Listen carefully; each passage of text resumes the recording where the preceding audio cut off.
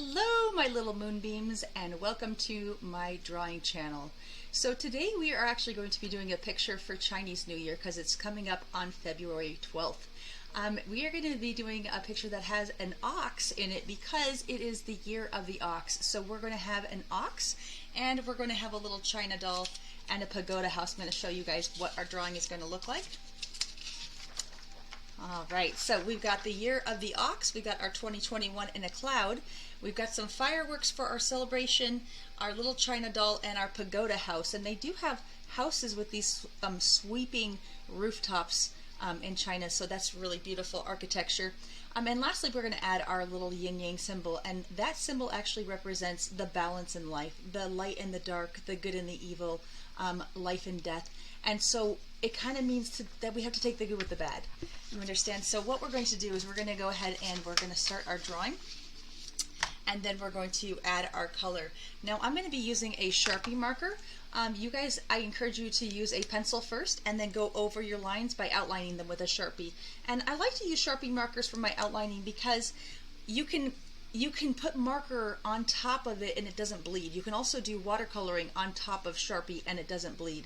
Just make sure if you're going to be watercoloring for the coloring portion that you use watercoloring paper or something a little thicker than copy paper like off the printer, which is what I'm using today. Alright, so let's go ahead and get started. We're going to start with a shape that is kind of like a circle, but it looks a little bit more like a square for the oxen's nose. And then we're going to draw a rainbow shape above it for its head. Alright, and then I want you guys to go ahead and add the ears. Go ahead and make them down a little bit right about here so that we have enough room for the horns to go. There's ear number 1 and ear number 2. Let's go ahead and put your pencil right about here and let's bring it up and create our horn shape.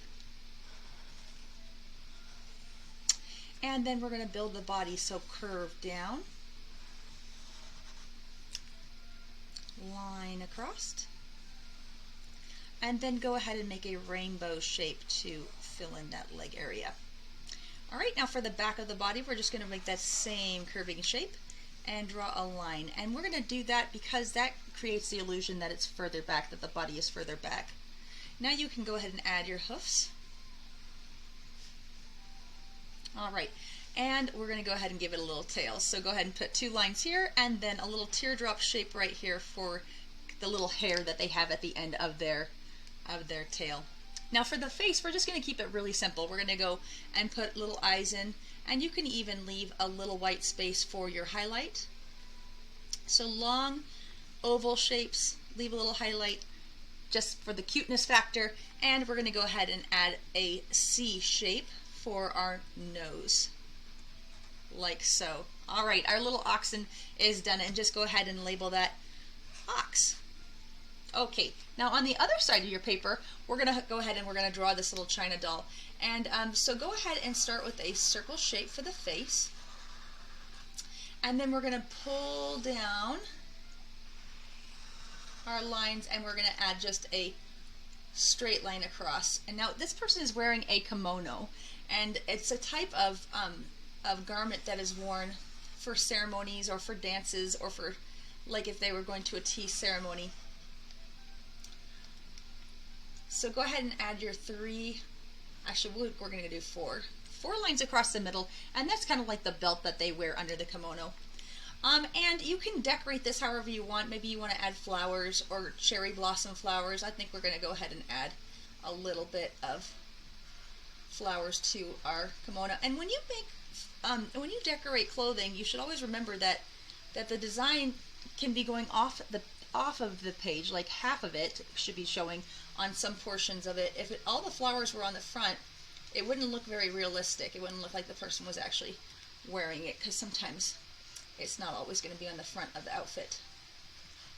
Now you can feel free to choose your design on your kimono. It doesn't have to be flowers like mine. Alright, and then you can also choose if you want this to be a boy or a girl. If it's going to be a boy, you can leave the hair just like this. And if you want it to be a girl, you're going to add a little bun on top. And we'll put these little chopstick things in, because sometimes they wear their hair with those. And we're going to go ahead and add our little face here. And I'm going to leave it without a nose. I don't want you guys to worry too much about those little details. Let's just keep it simple. Now we're going to draw our horizon line through the middle, and then we're going to build our pagoda house. So if you just pull a line across, and remember we use horizon lines to show where the ground meets the sky. So this kind of grounds our picture and shows that this is the ground that they're standing on. And now for our pagoda house, we're going to actually create a 3-layered house. So we're going to start with a large rectangle shape here, and then we're going to give those sweeping roofs. So go ahead and start in the middle and pull down, almost like you're making a candy cane shape. Again, we're going to do it over here, pull and turn it up at the corners. And now we're going to go in a little bit. We're going to build this layer a little bit smaller. It's almost like you're making a 3-layered cake. Okay, start in the middle again, swoop and curl. Down, swoop and curl, and lastly we're going to make one more layer, just the smallest, and start in the middle and swoop. Alright, fantastic. Now what we're going to do is we're going to add our details for the house. So we're going to go ahead and we're going to add our archway for our doors. We're going to go ahead and give it a double door. So big, square, and line down the middle. And we're going to give 2 windows on each side. So let's make a large rectangle here and a large rectangle here. Line down the middle. And 2 lines for our windows. Alright, now we're going to go ahead and we're going to draw a line straight across here. And we're going to add 3 windows on the top. 1, 2, and 3 arching windows. And lastly, we're going to go ahead and give this a little balcony at the top here. So we can go ahead and add the lines for the balcony. Alright, I think that looks great for our house. Now we're going to go ahead and we're going to create that yin-yang symbol. Draw a circle. And now we're going to create the shape in here by making the letter S. And it takes a little bit of practice, so try to draw lightly for this, and then you can erase if you make a mistake. But draw the letter S, trying to keep this and this even. You want those to be almost exactly. Well, you do want them to be exactly, but try to get as close to exact as you can. On one side, it's white with a black dot, and on the other side, it's going to be black with a white dot. So you want to go ahead and fill this area in. I like to outline my area before I color it in, and that way then it's not as much work and I don't have to worry about going over. Here's a little coloring tip for you. Alright, now what we want to do is we want to add that 2021 in our sky, so we're going to go ahead and put that in our cloud. 2, 0, 2, and a 1. And we're going to build the cloud around that. So go ahead and bounce. Add in your curvy lines to create our cloud shape. And here's a little trick when you're doing clouds. It's really cool when you take one little edge here and curl. It really creates a motion, like it looks like it's moving. It kind of looks like it's got a little bit of realism to it. So really cool. I really like that effect. And over here I'm going to show you 2 different ways to make your fireworks, and then we'll get into our coloring. So you can start one by putting a circle and then kind of build your solid lines around it like a flower. And then you're going to do another set in between those. And then you're going to add your dots. So add dots to the end of each of those solid lines. And now here's another way. You can add a plus sign with your solid lines. And in between those, you're going to do a dashed line. So 1, 2, 3, 1, 2, 3. And in between that, you're going to do your dotted line. And that creates a really cool sparkly looking effect. So I'm doing 4 dots in between all those lines, 4 dots. and then one more big dot at the end of your solid lines. Alright, that's two different ways that you can make your fireworks. Now what we want to do is we want to add our color. And again, because we used a Sharpie, I'm not going to have to worry about the black getting picked up into my markers. I do like to use Copic markers. They are pretty expensive, but these are the markers that are my favorite. So I'll show you what those look like. They are markers that have two sides, and they say Copic right here.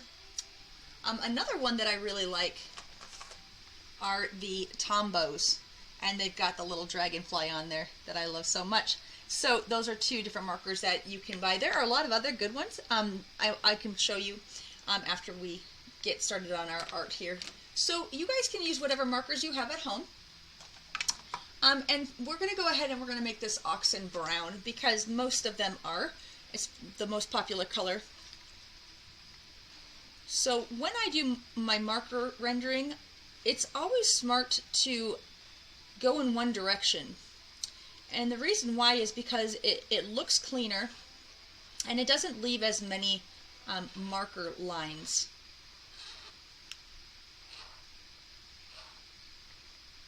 So you just want to fill your space in. Now, an ox is actually a male cow. So they can be different colors. They can be brown, black, white, or gray.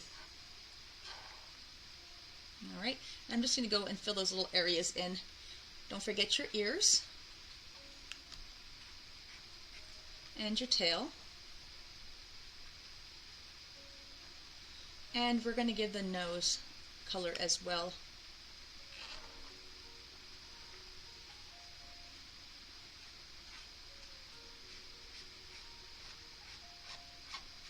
All right, the next part we're going to color is the little China girl. And I'm going to start with her kimono first. We're going to give these little, I'm going to make these little cherry blossoms, so I'm going to paint the back of it. I say painting because it really feels like you're painting when you're using these brush pens.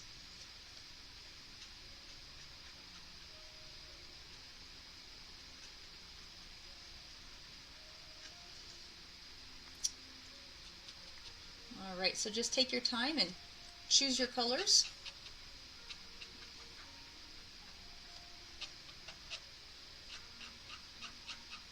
Be careful to stay inside your lines.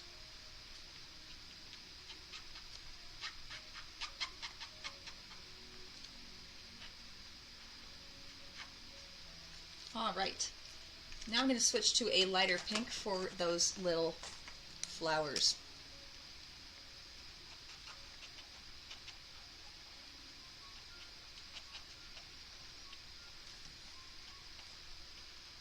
And I think we're going to add yellow in the center.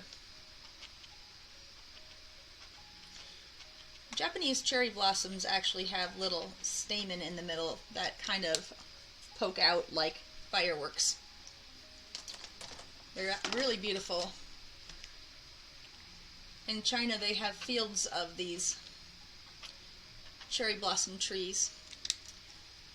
And it looks like pink popcorn when it is in bloom. I think I'm going to give the outfit underneath a little bit of purple. I think those colors look nice together. Alright, and I think for the hair we're going to go with a black.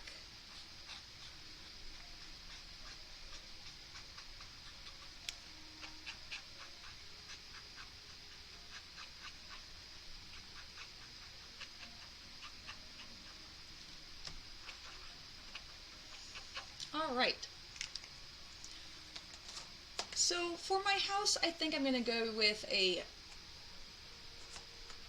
tan color. So I'm going to use a color that kind of looks like this. You guys can choose any color that you think is a color that you like for your house. And again, it's always easiest if you go around and kind of trace everything first, because what that does is it allows you to just fill in smaller spaces, and then you don't have to worry about going over your lines.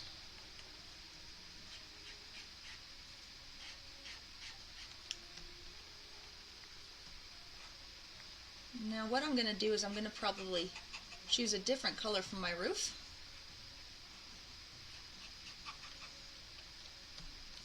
Perhaps a darker shade of brown.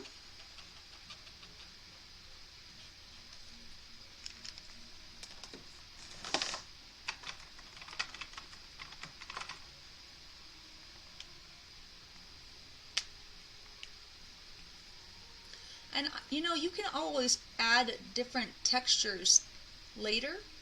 Like right now, I think I'm going to actually add some texture for the roof, like it had roof tiles. So I'm going to just make a bouncy line, and I'm going to overlap those bouncing lines. You guys can do that too, or you can color it just a solid color. That's up to you.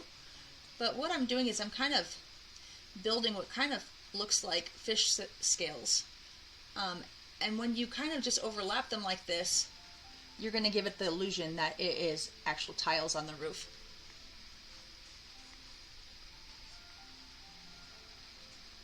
And if you want them to overlap correctly, you can bounce off them.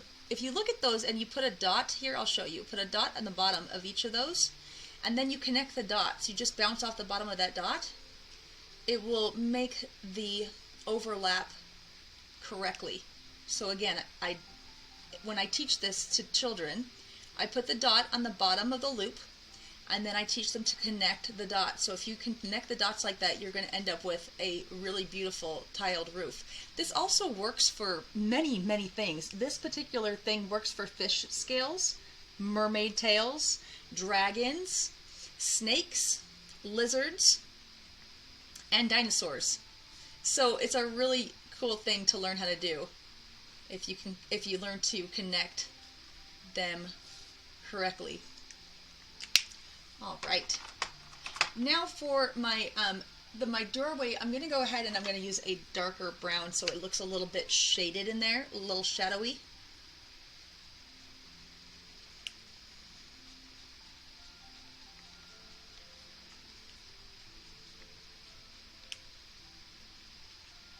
Same thing for my upper roof area, my balcony. And I think I'll use that color to go around these windows up here. Now when I'm going to go do the windows, I'm actually going to use a blue. And the reason why is that blue is a good shadow color for glass. Good, it looks like a reflection in the glass. You can also use blue as the shadow color for water, ice. Like if you were doing an ice cube or an iceberg. And it's also the shadow color for snow. So if you were making a big snowy scene and you wanted shadows, you would go ahead and you would use that. Now to make windows look like they have reflections, you just go sideways like this, and you leave little lines. So you kind of just do sideways lines, leaving a little bit of white showing. Let me see if I can show that to you a little closer. Little streaks, little blue streaks. And that is how you get the effect of glass. You see I'm leaving some white there?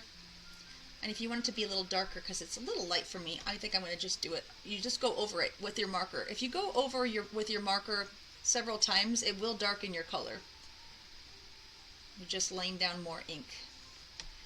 Alright, so there's a really fun and cool way of making glass. I'll show you a little closer here again. So you see how you leave those little white streaks in there, and that's how it looks like it has highlights from the sun or whatever's out there. All right, I do need to color my oxen's hoofs, so we're going to go ahead and do that right now. And I'm thinking between black and a darker brown. I'm thinking a dark brown would be sufficient. Yeah, I think I like that better than if I went with pure black. So go ahead and add the brown to your oxen's feet.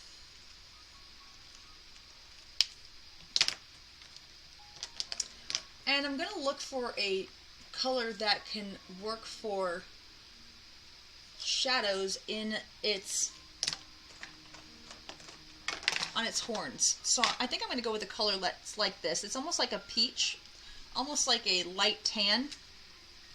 And I just want to kind of go over parts of the bottom of its horns, near the bottom. Like, you just want to put a stripe along the bottom because it kind of gives it a shadow. You can see now.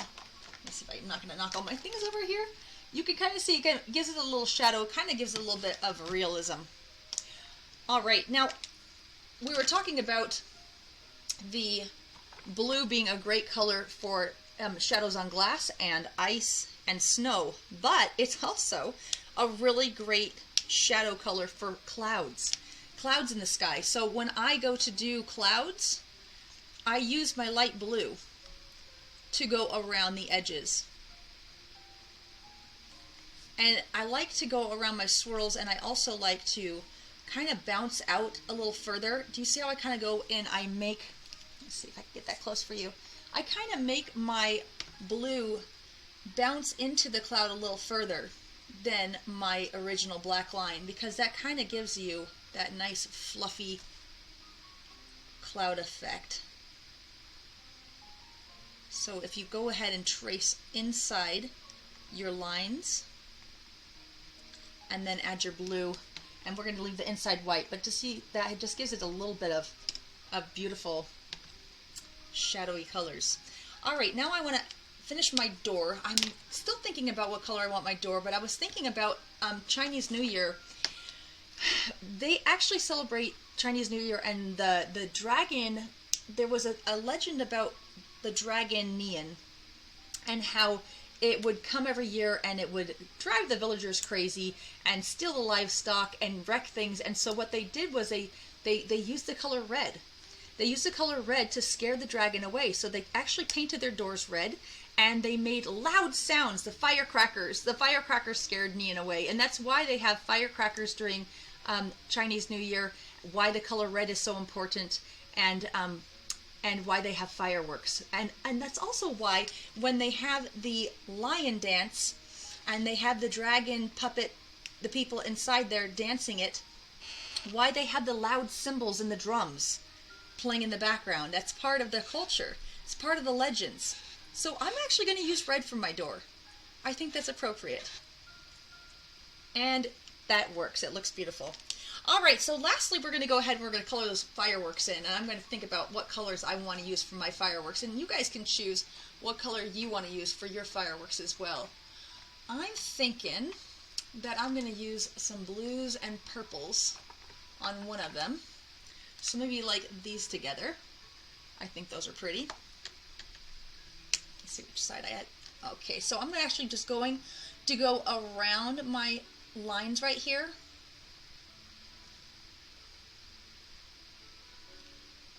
To give it the color that I want it to have. So if you're going to do a two-toned firework, you want to go ahead and choose your two colors, and then I'm going to do these ones right here are going to be one color, and these ones that are in between are going to be another color. I'm actually going to choose a lighter purple. I think I'm going to go with this one right here, which is a lighter purple here.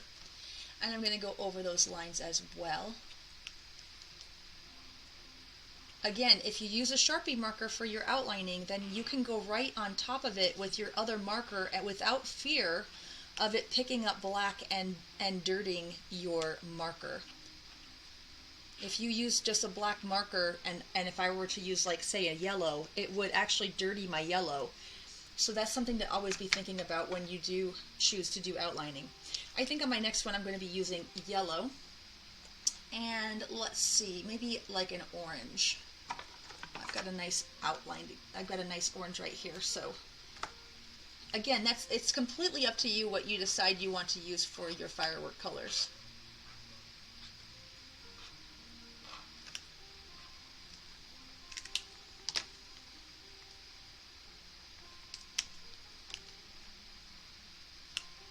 Now this one, oh yeah, we'll go ahead and we'll do the solid lines, and we'll do our dashed lines on this firework with our second color.